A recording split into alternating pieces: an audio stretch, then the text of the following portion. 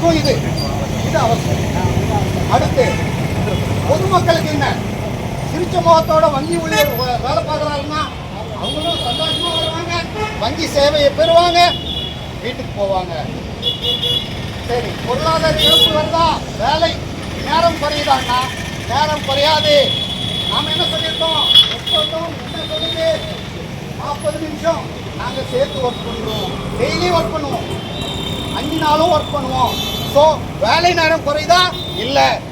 அரசாங்கத்துக்கு இழப்பு ஏதாவது இருக்கா? இல்லை. வங்கி ஊழியர்கள் சந்தோஷமாக வேலை செய்வாங்க. எந்த ஒரு சமுதாய நோக்கம் கொண்ட நல்ல அரசுகளும் தன்னுடைய ஊழியர் 70 மணி நேரம் வேலை செய்யறாரு. எல்என்டியில் ஒருத்தர் இருக்கான் சுப்பிரமணியம்னு, அதை மூஞ்சி கண்ணாடியை பார்க்குறான்னு தெரியல. எவ்வளோ நேரம் உட்காந்து பொண்டாட்டி பூஞ்சியை பார்த்துட்டுன்னு கேட்குறான். அவன் பொண்டாட்டி அவளை வந்து தெரியல, அவர் வந்து 90 மணி நேரம் வேலை செய்யணும்.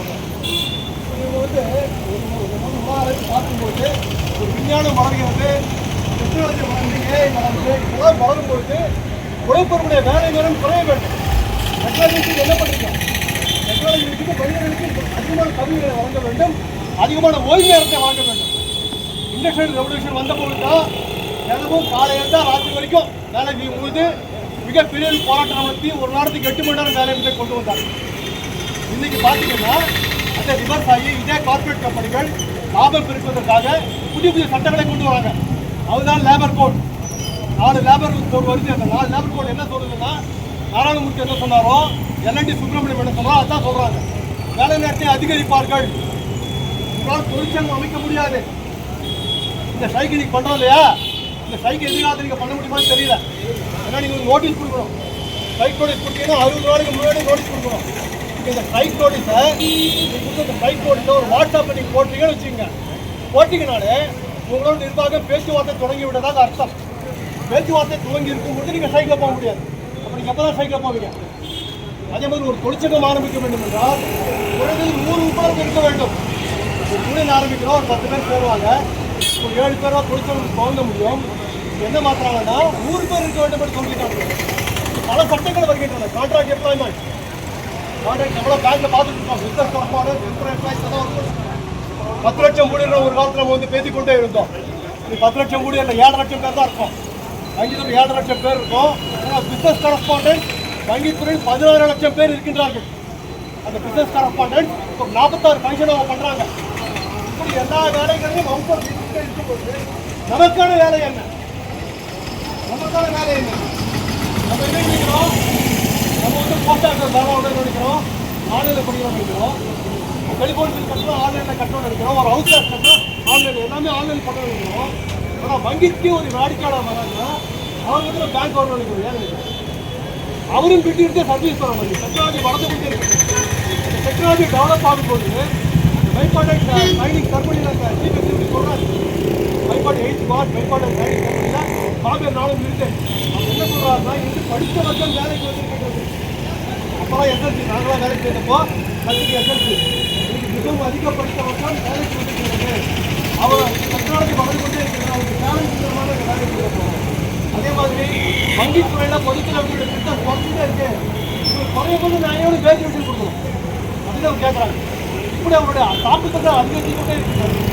அதிகரித்து கொண்டே இருக்கும்போது நான் மாற்றில்லை எப்பவுமே செயலாகக்கூடிய பயன்பாடு சட்டங்கள் கைதாகலாம். ஏன்னா வந்து ஐடி டைரக்டத்தை அரசாங்கம் ஏற்றுக்கொள்ளவில்லை.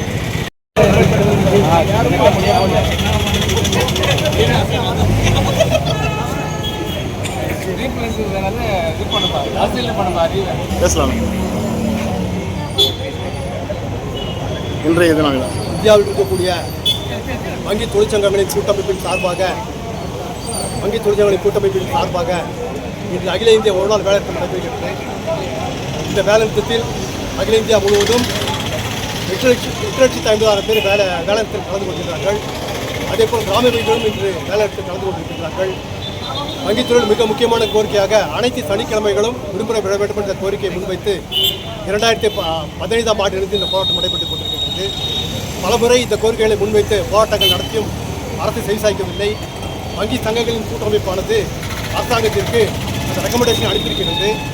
அந்த அனுப்பியும் கூட இந்த மத்திய அமைச்சகமானது, நீதித்துறை அமைச்சகம் இந்த கோரிக்கையை செவிசாய்க்கவில்லை. கடந்த மார்ச் மாதம் 2 நாள் வேலைநிறுத்த அறைகோல் விடுத்தோம். அந்த 2 நாள் வேலை நிறுத்தத்தின் போதும் பேச்சுவார்த்தையின் பொழுது கண்டிப்பாக இந்த கோரிக்கை ஏற்றுக்கொள்ளப்படும். 5 நாட்கள் வேலை நேரம் கோரிக்கை ஏற்றுக்கொள்ளப்படும் என்று மத்திய நிதியமைச்சருடைய உயரதிகாரி வாக்குறுதி கொடுத்த அடிப்படையில் அந்த வேலைநிறுத்தம் வாபஸ் பெறப்பட்டது. மறுபடியும் இப்பொழுது இந்த வேலைநிறுத்தத்தை ஆரம்பித்திருக்கின்றோம். மற்ற துறைகள் எல்லாவற்றுமே இந்த சனிக்கிழமை விடுமுறை விடப்பட்டுள்ளது. ரிசர்வ் வங்கி, எல்ஐசி, ஜெனரல் இன்சூரன்ஸ், அது மட்டுமல்ல ஷேர் மார்க்கெட் நடக்கக்கூடிய நிறுவனங்கள் அனைத்தும் இன்றைக்கி லீவு. அதே மாதிரி பார்த்திங்கன்னா மத்திய அரசு அலுவலகங்கள், மாநில அரசு அலுவலகங்கள் ஆகிய அனைத்தும் சனிக்கிழமை விடுமுறை இருக்கும் பொழுது வங்கித்துறை மட்டும் சனிக்கிழமை வேலை செய்வது என்பது பொருத்தமாக இல்லை. அது மட்டுமல்லாமல் வங்கித்துறையில் வேலைப்போடு அதிகரித்து கொண்டே இருக்கின்றது. அதனால் சனிக்கிழமை என்பது ஒரு வேலை விடுமுறை விடப்பட்டால் ஊழியர்களுக்கு ஓய்வு கிடைக்கும். அது மட்டுமல்லாமல் சனிக்கிழமை வேலை விடுவதால் எந்த விதமான வேலை நேரம் பாதிக்கப்பட போவதில்லை.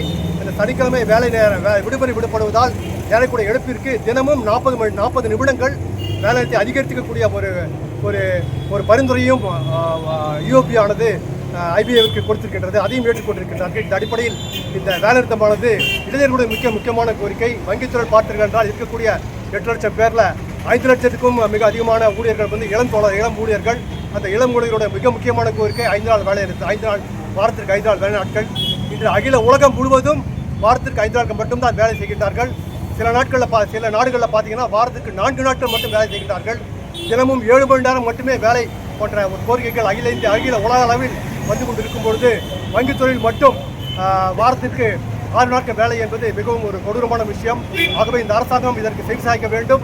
வங்கித்துறையில் பொதுத்துறை வங்கிக்கு இருக்கக்கூடிய வங்கி ஊழியர்கள் இந்த அரசாங்கத்தினோட அனைத்து நலத்திட்டங்களுக்கும் தங்களுடைய உயிரை கொடுத்து வேலை செய்கின்றார்கள். ஜன்தன் யோஜனா போன்ற ஸ்கீம் ஆகட்டும், கிராமப்புற வேலைவாய்ப்பு திட்டமாகட்டும், இந்த மத்திய அரசானது ஏழைகளுக்கும் பெண்களுக்கும் கொடுக்கக்கூடிய அனைத்து ஓய்வூதிய பலன்கள் அல்லது ஸ்கீம் ஆகட்டும், எந்த ஸ்கீமாக இருந்தாலும், எந்த ஒரு சப்சிடியாக இருந்தாலும் அரசுத்துறை வங்கிகள் மூலமாகவே கொடுக்கின்றன.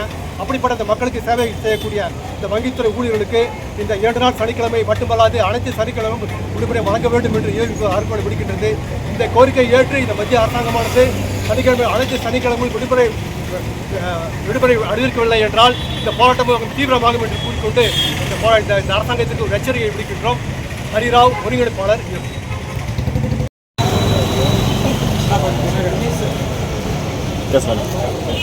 அனைவருக்கும் வணக்கம். இன்று அகில இந்திய தொழிற்சங்க கூட்டமைப்பு சார்பாக நாங்கள் ஒரே ஒரு கோரிக்கை தான் வைத்து போராடி கொண்டிருக்கிறோம். 5 நாட்கள் வேலை. இது ஒரு கோரிக்கை தான். வேறு எந்த கோரிக்கைக்காக நாங்கள் போராடவில்லை. ஊதிய உயர்வுக்காக போராடவில்லை. மற்ற எத்தனையோ பிரச்சனைகள் இருந்தாலும் அதையெல்லாம் தள்ளிவிட்டு அனைத்து கூட்டு தொழிற்சங்கங்களின் சார்பாக நாங்கள் ஒரே ஒரு கோரிக்கையை இந்த அரசுக்கு வைக்கின்றோம். 5 நாட்கள் வேலை திட்டம். நாங்கள் என்ன பெருசாக கேட்குறோம்? 5 நாள் வேலை செய்கிறோம், 2 நாள் ரெஸ்ட் கொடுங்கன்னு தான் கேட்குறோம். எங்களை விட்டு மற்ற எல்லா அரசு அலுவலகங்கள் பார்த்தீங்கன்னா 1985 அவங்க 5 நாள் வேலை திட்டம் இருக்காங்க. 5 நாள் தான் வேலை செய்கிறாங்க கவர்மெண்ட் ஆஃபீஸ் எல்லாமே. Except banking, insurance, RBI, income tax எல்லா டிபார்ட்மெண்ட்டிலுமே 5 டேஸ் தான் ஒர்க்கிங் டே. பேங்கிங் மட்டும் ஏன் இந்த பாரபட்சம்? பேங்கிங்கில் என்ன குறை வச்சு? எந்த வங்கி சேவை என்பது அவ்வளோ எளிதான சேவை என்ன நீங்கள் பார்க்குறீங்க? வங்கி சேவை எவ்வளோ கஷ்டம் என்பது கடைசி 20 வருஷமாக வங்கித்துறையில் இருந்த யாரையாவது கேட்டாவே தெரியும். கொரோனா பீரியடத்தில் எத்தனை மேனேஜர்ஸ், இளம் மேனேஜர்கள் தங்களுடைய உயிரை கொடுத்தாங்கன்னு தெரியுமா? இது எங்கேயாவது வெளியே வந்திருக்கா? லாக்டவுன் பீரியடில் மற்ற எல்லாருமே லாக்டவுன் ஆச்சு. ஆனால் பேங்கர்ஸ் எத்தனை பேர் அதை பொருட்படுத்தாமல் வேலைக்கு வந்தாங்க? எத்தனை பேர் கோவிட் எஃபெக்ட் ஆனாங்க? எத்தனை ஃபேமிலிஸ் தன்னுடைய ஃபாதர், தன்னுடைய சந்தை இழந்தாங்கன்றது யாராவது கொஞ்சம் யோசிச்சிருக்கீங்களா? இதெல்லாம் எதுக்காக? ஒரு நாட்டோட முதுகலமான பொருளாதாரத்தை உயர்த்துறது தான் வங்கி சேவை என்பது பணியாற்றணும். சம்பளம் எங்கே வேணால் கிடைக்கும். அதை தாண்டி வங்கி சேவை என்பது ஒரு பொருளாதார முன்னேற்றத்திற்கான சேவைக்காகத்தான் இன்றைய இளைஞர்கள் வேலை செய்கிறாங்க. மற்ற எந்த துறையிலும் கிடைக்காத ஒரு தன்மை, எந்த துறையிலும் கிடைக்காத ஒரு நிறைவு வங்கி சேவையில் கிடைக்கும் என்றால் பொருளாதார வளர்ச்சிக்காகத்தான். இன்றைக்கி இந்தியா இந்த அளவு வளர்ச்சி பெற்றிருக்குன்னா பொருளாதாரத்தை தான் காரணம். அந்த பொருளாதார வளர்ச்சிக்கு வங்கிகள் தான் காரணம். அதிலும் குறிப்பாக பொதுத்துறை வங்கிகள் தான் காரணம். அந்த பொதுத்துறை வங்கிகளோட ஊழியர்கள் நலனை கருத்தில் கொண்டால் போதும். உலக அளவில் மற்ற எல்லா நாடுகளிலுமே 5 நாட்கள் வேலை தான் உண்டு. இந்தியாவில் மட்டும்தான் 6 நாட்கள் வேலை. ஏன் இந்த பாரபட்சம்? என்ன தவறு இது? நாங்கள் என்ன அதிக ஒர்க்கிங் ஹவர்ஸ் குறைங்கன்னு கேட்கலையே. நாங்கள் என்ன சொல்கிறோம்? Daily working hours 1 hour extra செஞ்சு தரோன்றோம். அந்த 5 நாள் வேலை வாங்கிங்க, 2 நாள் எனக்கான நேரத்தை கொடுங்க. எனக்குமே குழந்தைகள் இருக்குது, ஃபேமிலி இருக்குது, அதை நாங்கள் பார்க்க வேணாவா? மறுபடியும் திங்கட்கிழமை வந்து முழு முயற்சியோட நான் உங்களுக்கு சர்வீஸ் பண்ண வேணாவா? இந்த கோரிக்கையில் வைத்து நாங்கள் வலியுறுத்துகிறோம். ஒரே ஒரு கோரிக்கை தான், 5 நாட்கள் வேலை திட்டம் என்பது 8 லட்ச வங்கி ஊழியர்களின் கோரிக்கை. இந்த கோரிக்கைகளை கண்டிப்பாக அரசாங்கம் செவி சாய்க்க வேண்டும். இது ஆரம்பம் மட்டும்தான், முடிவல்ல. இந்த ஆரம்பம் ஒரு நல்ல தொடக்கத்தோடு நாங்கள் ஆரம்பித்திருக்கிறோம். முடிவு எட்டும் வரை ஓய மாட்டோம் என்று கூறி நன்றி விடைபெற்றுள்ளேன். நன்றி, வணக்கம்.